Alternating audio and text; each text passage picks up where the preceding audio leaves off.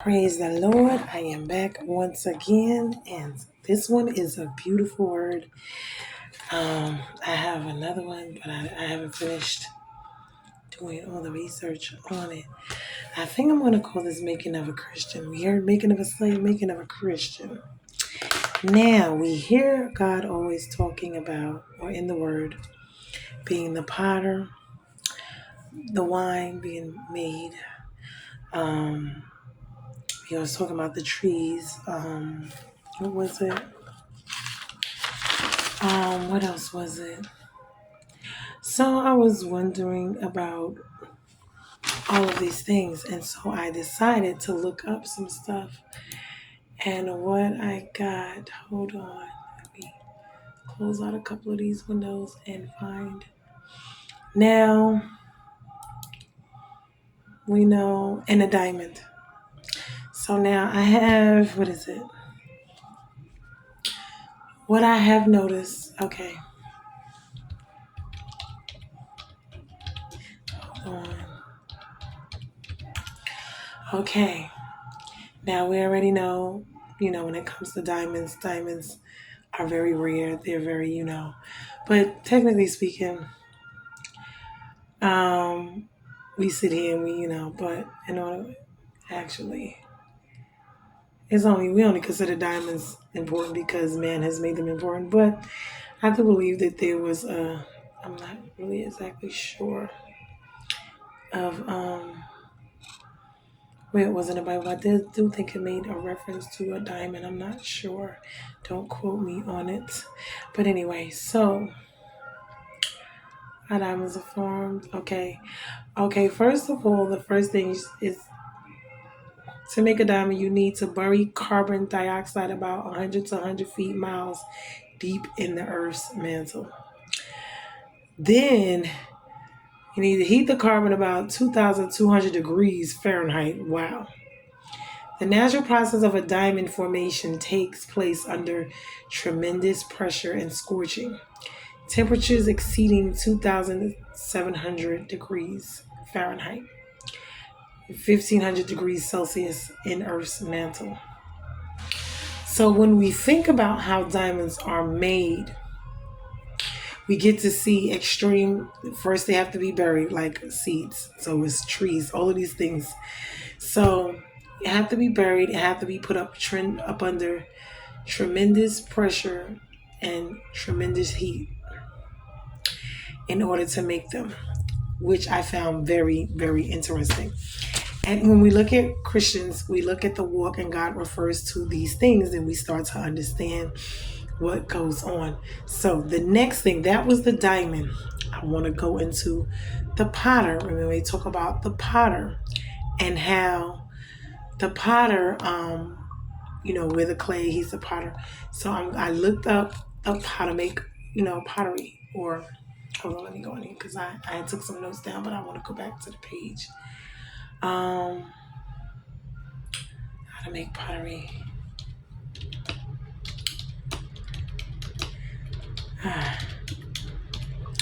And so when I looked up how to make pottery, it was like the same thing, except for this one, it's different tools. There's hand building, there's a wheel throwing, there's slip casting. You got to obtain the clay and the water, which is the foundation. You combine the water with the clay. That's how you form it. You create your pottery by shaping it. You let your pottery dry. It does have to go into fire, and it's also under fire, I believe, extreme heat. And it's, also with the, what they call it, the tools that they have. You can pinch it, you can cut it, you can do, it's little tools that they have in pottery making that they use to snip here, pinch here, do this, do that. You see, and it's different types of, hold on. Okay. To prepare clay mixing, you can't have bubbles. The technique, you shape, form clay, apply the glaze, that's the treatments to the surface to enhance appearance. And it also adds color and textures and patterns and unique styles. Heat, high heat, pressure heat. Wait. Bona fide pit kiln. Induce reactions that lead to permanent changes. Wow. Remember that, including increasing the strength and rigidity of the object. Wow. So that's what God does to us when we looking at these things. This is why he's talking so much about being a part of the clay. We're the clay. He talk about seeds going and dying, and we talk about the pressure to make, different things. So I was looking at it, and it's the machine, which is the I forget they call the thing that's been around, I forget. But then you got the earthenware, which is different types of ware. Some are more durable. They're easy to work with. Then you got the stoneware, high heat tolerance, versatile in its use, dense, more durable, plastic, easier to mold, but it's for beginners because you can easily mess up. Earthenware is lower firing, not as durable, more porous, plastic, easier to mold. But then you have the porcelain, which is a better grade. It's smooth, but it's high heat tolerance. More elastic, but not easy to mold. It's difficult to work with, and you got to be a pro when you work with those signs. So when you think about us and you think about these words and these, that I'm saying, as far as how the shaping, the drying, the forming, and you think about us as Christians and how, God does this to us. Then they have the wedging, which is to mold it. And I think it's called the throwing wheel or the throwing method. It has coiling and pinching. The wheel throws the clay. It shapes the clay by centering it. That's so funny. You got to center it. And with your hands, you're smoothing it in and out. And then they have the kits, with the 8-piece kit, the wood modeling tool, the wood ribbing, the loop tool, the ribbon tool, needle tool, sponge tool, metal scraper, clay cutter, wire clay cutter.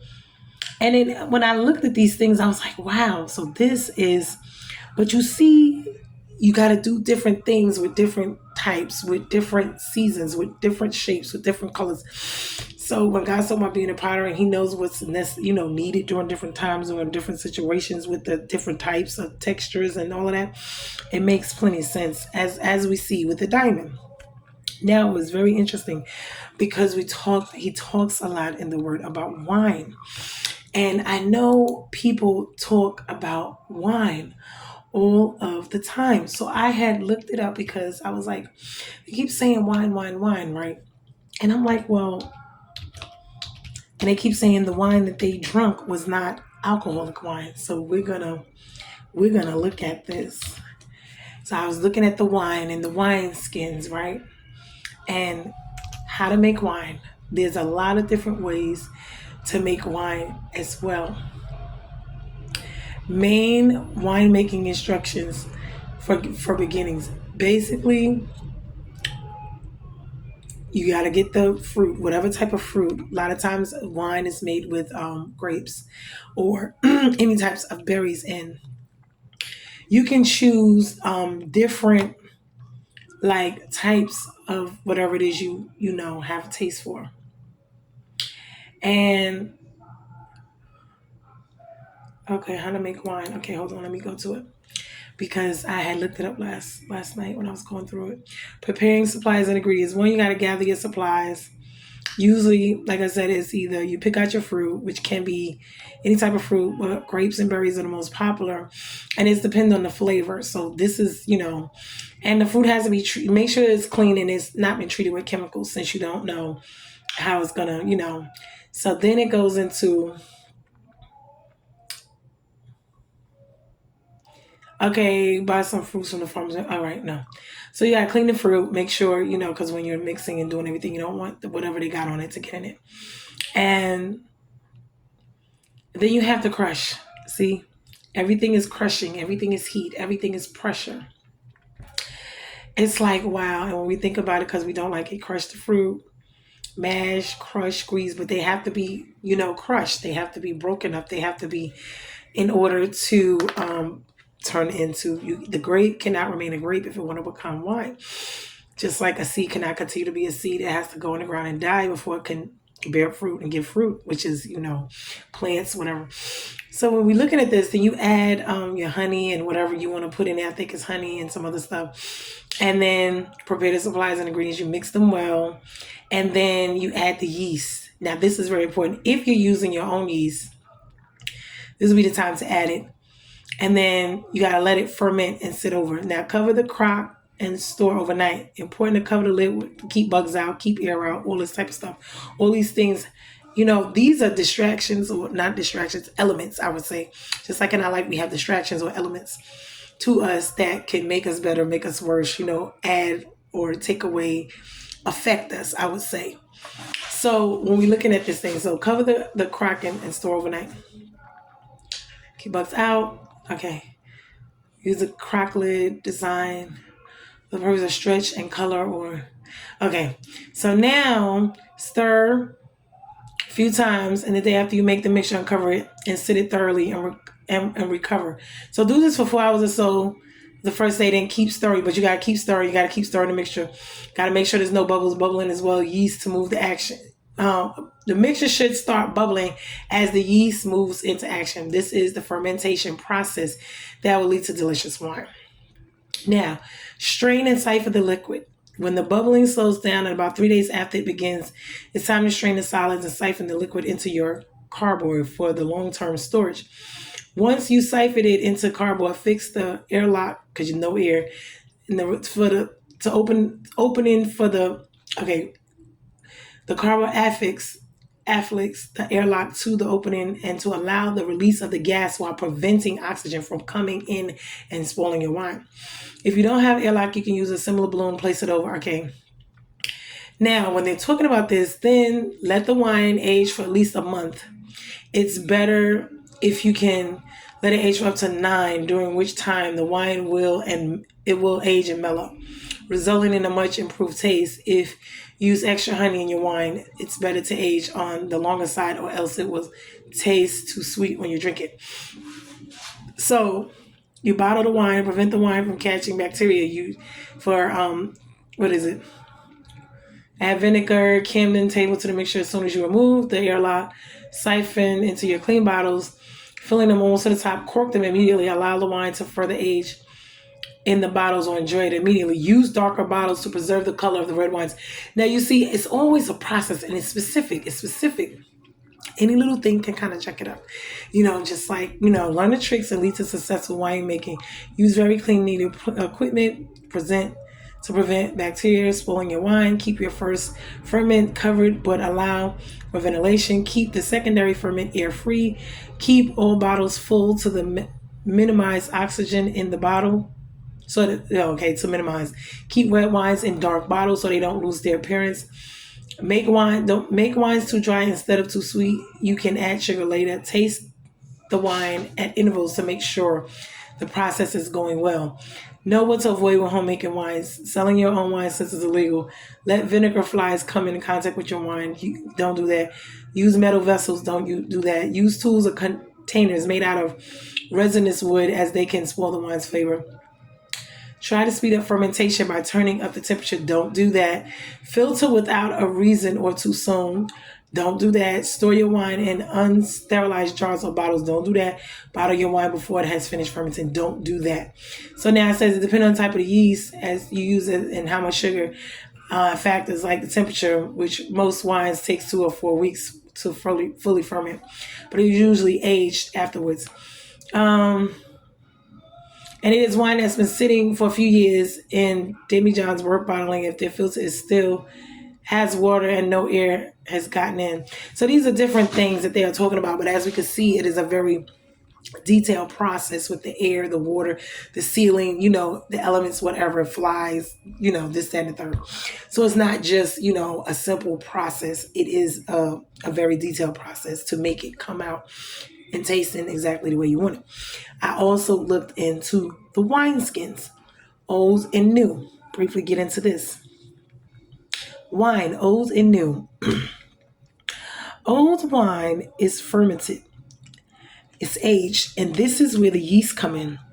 So this was considered no good because back in their day, they drank wine. They still do, but it's grapes. It's not fermented. So this is the difference between old wine and new wine, and this is why I got to talk about the old wine and the new wine. The new wine is not alcoholic, so it has not fermented yet. It was freshly squeezed grapes, and they turned it into grape juice. And this is why they say you cannot add the old wine into the new wineskins. The old is fermented. Old wine into new wine into old skins will ferment, expand, and burst. And it would, because it cannot stand the pressure. The new wine, which is non-fermented, it holds under pressure, and you can put it into the new wineskin, not into the old. And so when God was talking about these things, because I was like, why is that so important? It let me see. So I looked also for the trees and the pruning, because this is another thing he talks about a lot in the word. And he talks about the pruning from plants. You could do plants, branches. It's different ways of pruning, and it's for looks, it's for growth, it's for health, it's for structure, it's to remove that weight, it's knowing when, where, how to cut, like the seasons, different things, not to damage. But it's all about growing, not to stunt the growth. You can pinch it with your fingers sometimes. They have cutting tools as well that you remove the dead and dying broken pieces or diseased pieces, branches that grow down in there. They also have something called suckers, and they suck the life and the nutrients out of the plant. And this is why you have specific tools, and they go into the different types of tools that they have for pruning. And depending on the type, what are you doing? If it's a tree, if it's a branch, if it's a plant, if it's like tomatoes or something, different, things for different things. And the times of the year that you need to prune it. Hold on, let me go, because I wanted to go a little bit deeper into this as well. But all of these things, as we can see, when God is talking about, it's always cutting, it's always mashing, it's always crushing, pressure, heat. It's always a lot of, I would say, I don't know, those are the ingredients, I guess, to making of a Christian, or the making of a believer, I would say, meaning to turning us from what we was, and to get out all the evil, the residue, the wickedness out of us, to cleanse, to refine, to purify, to put us up under the fire. He talk about till he could see his face and his reflection in us. And this is why he prunes and purifies us. And this is all like the different processes that we go through. And it's like, wow. And when I was thinking about the disciples, and I was thinking about the apostles and all, this is what real apostleship, discipleship is about. This is what it's going through. You see people living these like fancy, lives where it's too much smoothness going on. You got to know something's not right, because when you look at Christ, he came here and his life was rough for the most part. When you look at the apostles, it was rough. And I'm not going to say it like that you can't have a good life. But when you are hated by the world, because you will be, because of Satan, Satan's going to help you because God loves you. This is a life, and most people say it's a bad life, it's bad. But it's not a bad life per se. It's a necessary, needed life, I would say. I remember, what was Fantasia did a song, and I forget, but it was necessary something. And when I thought about it, and I look at this, how to make wine for comfort of home, and these are different things. But when you're too, I guess, comfortable, I don't know. It's like, it's not to say you can't live a comfortable life, but I guess it can't be to the point to where, unless God himself, because you're going to have stuff, you're going to go through stuff. But when I see a lot of folks, and I'm like, that, because usually the devil's after you, he's after you, when you are living for Christ, because you become a threat to him. So he's attacking you, he's after you, he's in hot pursuit of you. And I mean, it's not to say it's always going to be like that, because we all have our seasons of rest, But I'm just saying, when I look at our lives, and I be like, some folks just be like a little bit too comfortable. Not to say it like that, just a little bit too comfortable. Because discipleship it means discipline. Okay, so that means discipline. That means pressure, heat. That means, all these things going on. It's not just going to be we walking through easy street. And then it's our attitudes, towards it. It's like how we're handling it and dealing with the pressure, the cutting, the fire, the pinching, the, pruning, the tooling, all of these things, whether it be from a diamond, or it's, from, what was it, diamonds, or if it's the powder, him being the powder, smoothing, pinching, centering, with the tools, or whether it be, the wine, the pressing with the wine skins, whether it be the seed that has to go down and die to become a plant, to bear fruit. So I just thought that it was very interesting. And when I was looking up all this, I was like, but the one thing I noticed they all have in common, that type of a situation going on. You pick, you prune, you cut, you this, because pruning is cutting, pinching, those type of things, whether it's with your finger, whatever, is removing dead things, dying things, broken things, diseased things, and we don't like it, but it's for them to grow, for us to grow. It's for to get rid of the old, the dead stuff, like especially when it comes to the suckers, because I looked at these suckers, I was like, ooh, there's really something called suckers, and then you remove them from plants. It's like, and they suck the life and energy and nutrients right out of you. I was like, wow. And that's why they have to remove them.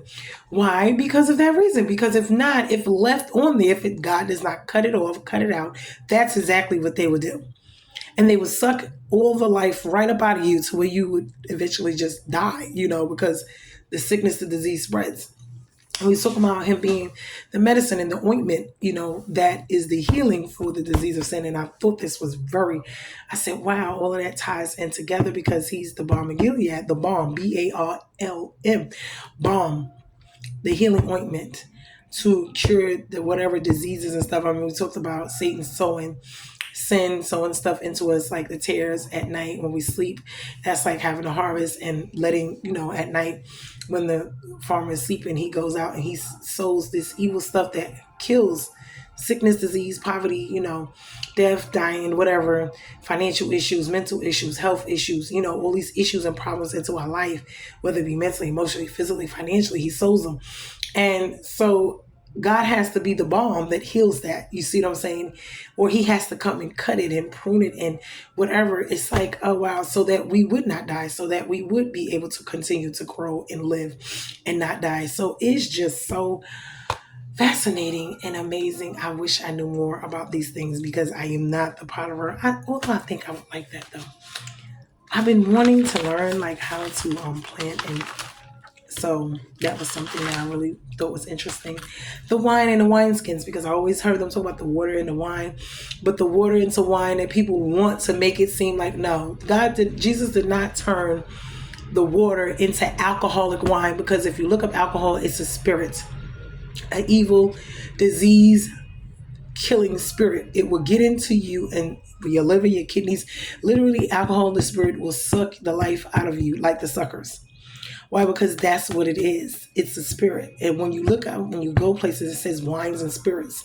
That's why. Because alcohol, and when you look up the word, you will see. So no, Christ did not turn the water into the type of wine we think. The wine they're talking about, which is not alcoholic. Because as we can see, it's non-fermented. Those are the freshly grapes. Those are the fresh. The old wine turns into alcohol, the fermented kind. That's considered like the bad. I would say the bad. I don't know the age. Those are for people who drink. But the fresh squeezed wine is just grape juice. And that's the difference. And that's what he was talking about. And when we're looking at what the Bible teaches, we have to really go back to their times and see what was going on.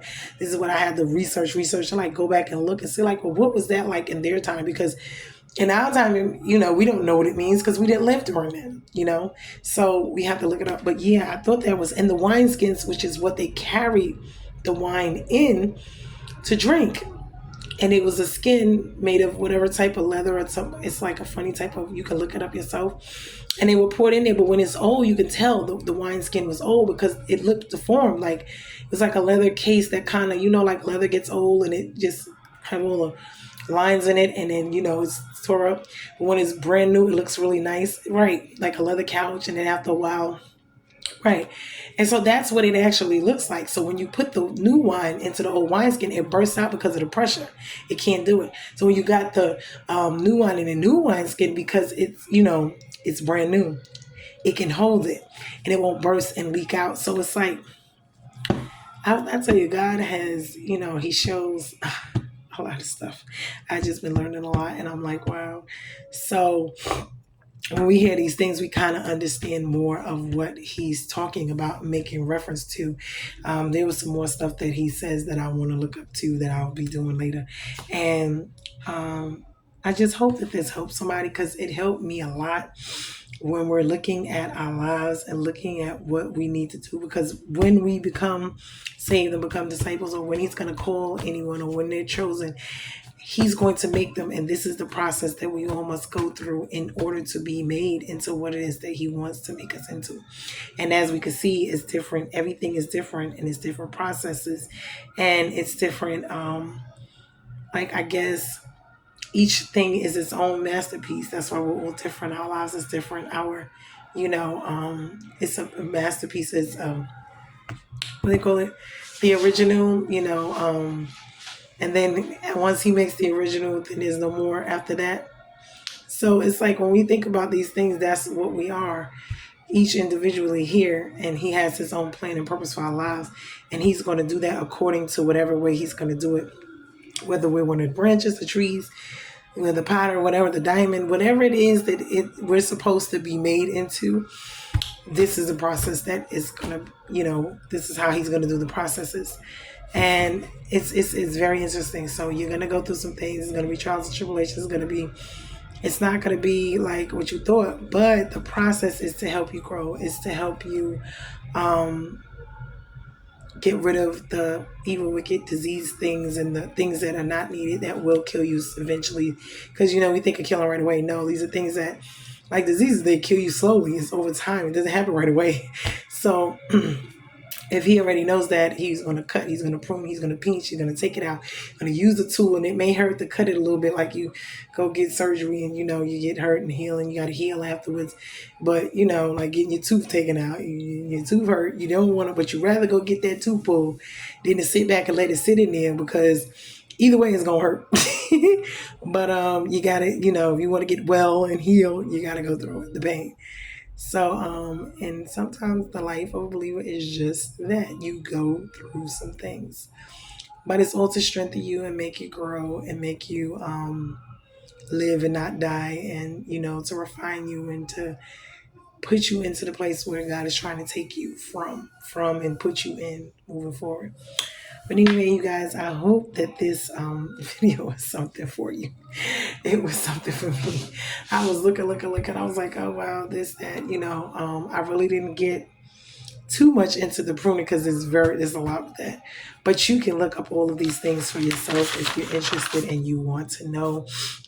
You can go online and look up how to, make pottery. You can go and look how to make a diamond or how diamonds are made. You can go look up wine skins, old and new, or how to make wine. You can go and look at, as gardeners, they prune, whether it's trees, shrubs, you see the landscapers out there doing certain things and you don't really know, for grass, for the brushes, the trees, they have special stuff for your gardens, and, it's different stuff for different stuff. If it's a tree, it's different from the grass. If it's the grass, it's different from the brush or the food you might be growing, like the plants you're growing for food. It's really something. And they sit here and talk about there's no God, or they have these other gods. Honey, they can't even figure out the common code. I'm going to need them to stop. But, they think they know so much. They want to be God. This is what they doing here, trying to be and play God themselves. And folks just ain't got no sense. But anyway, if not, they want to have these little mini gods that they worship, and it's not but Satan, and want to be doing all this wicked, evil stuff. And it's still really, it's not, it's just going to send them to hell anyway. So if they don't get their mind right, and then eventually they're going to reap what they sow, because they're going to get back whatever it is they've been doing. Because remember, the devil has no respect of persons. Once you play with him, he going to play with you all the way. He ain't your friend. He going to let you think he is until it's time for him to turn on you. Because he know how far he can go, especially when it comes to God. God's going to allow him to go but so far. He know he got to sit down and chill out himself eventually. And then that's when he going to be like, nah, because God going to tear me up if I keep doing certain things. He going to leave it alone then. He be like, nah, I ain't fooling with you. Why? Because he know that rod, that hand going to come down on him. He be like, nah, I'm going to do what God allowed me to do. This is for the people over there. A lot of them be disobedient. Or it could be a lesson of growing, whatever. And God allowed them to do certain things so you can get your mind right, get yourself together. Or so you can grow. So learn lessons spiritually, go, whether it's from faith to faith, believing and trusting in God. Because as we said before, God has the power to harden and soften people's hearts. So he can make the situation better or worse for you, depending on which way he wants to steer you. Now, he'll close doors to steer you in the direction he wants you to go if you're going in a direction he does not want you to go in. But it's for your own protection. So he will close those doors. Like Jonah with Nineveh. He wanted to go to Nineveh. He didn't want to go to Nineveh. God said, you still going. And whether you can walk that way, but by the time you finish walking that way and I finish with you, you're going to be the way I put you. After the boat, the fish, and all that, yeah, you still gonna end up in Nineveh. When the fish spit you out, you gonna be in Nineveh. That's where you gonna be. So we can sit here, we can play games, we can think we can control, but we're really not. We make decisions, but based off of what really, which direction God really wants, especially as believers, because He's going to protect us even from ourselves, and that's because sometimes He'll allow us to do certain things, but then if He sees we're doing, or He'll allow us to do what we want in full, and so we can see that doing it our way was not the right way, where you mess yourself up. Either way, you're going to learn, whether He allow you to do it and mess up, or whether He stop you because He knows it's going to be too much. Why? Because eventually He knows it may end up to being more than what you thought, including up into your life being taken from you. Because certain situations we'll find ourselves in, we can either put ourselves in, or we can put our families in. That's how the generational curses, and we got to be careful of that, because when we dab in other stuff, remember, what we do gets passed down to our generation. So it may skip us. We may not get, let's say, God forbid, that certain people have spirit of untimely death or stuff like that. Or, it could be sickness or disease or poverty. Whatever it may be, it may skip generations. You may do it yourself, but it may not get you now. It'll be the seed sown, but it may come your children or your children's children. You see what I'm saying? And a lot of times we be getting, our lives be in certain situations because of not stuff we did, but because of the curses that were passed down on us. So now we have to sit here and, go through what our grandfathers and them did. You better read up on David and his sons and how him sleeping with Bathsheba had Saul after him. On top of that, had his own son Absalom trying to kill him for the crown. See, these seeds, you got to be understanding. He wasn't supposed to sleep with Bathsheba. He slept with Bathsheba. He killed her husband Uriah. You see what I'm saying? But the seed, it didn't happen right away. The destruction didn't happen to him right away. But when it did, it came. It came. And then it went on to his children. So we got to pay attention. But I just wanted to share this. Please like, share, comment to the channel. I'm really trying to, I'm asking God what He want me to do. And it's not really me. I'm just trying to follow Him and whatever He's telling me to do with, whatever. And we're figuring it out. I'm just going as He leads me to go. So love you guys. We're bruised and not broken. We are learning and growing in the Lord. I just remember I really turned my life over at the beginning of the year to the Lord. I really got serious. I didn't know I would be here this year. I didn't. I had no idea that I would be here doing this even. But, God has a way of doing things. And then when I think about last year, this time in my life, it's like, wow, what a difference a year makes. God can really turn your whole entire life around. And it's been less than a year. Like I said, my testimonies on here, I've been through so much. And just even me being right here from January to now, so much has happened. From last October to now, so much has happened in my life. And it's, it's been some good, some bad, but God gets the glory, and He gets all the glory, the honor, and the praise. And no matter which way it went, He was there, and I had to hold on, good, bad, and the ugly. And He always comes through and makes a way. So I am just so happy. I'm so thankful.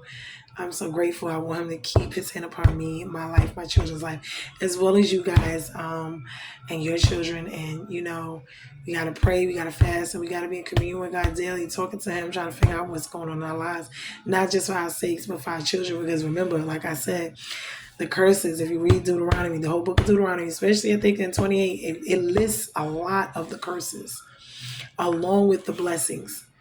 You see what I'm saying? For if we do this, if we do that, you get blessed for this, you get cursed for that. So we have to look at that and read it, because we can see our lives in these places and see where either we ourselves or our parents or our grandparents or whoever messed up. They dropped the ball because somebody was doing something wrong, and we ended up with molestation, pedophilia. We ended up with alcoholism. We ended up with, sickness and disease, poverty, whether that was diabetes, arthritis, heart issues, cancer, whatever it was. So we have to be very careful and mindful. And we have to, and to our parents and everybody, because we got generations where they don't even talk about stuff. We have to stop that because we got to know what's going on in order to know how to fight these things. You don't know what it is if you don't know. You can't fight something you don't know is there, or something you don't know you need to fight.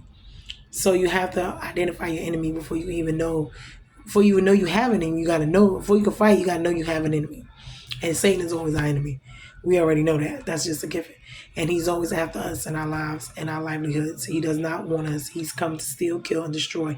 And he's the biggest liar of them all. And just like I said earlier, say and tell you lies about your whole life, have you living a whole life, making decisions you think you're making them in the right, and it's not, because you all everything you thought you knew was in the wrong. How can you make a good decision based off lies?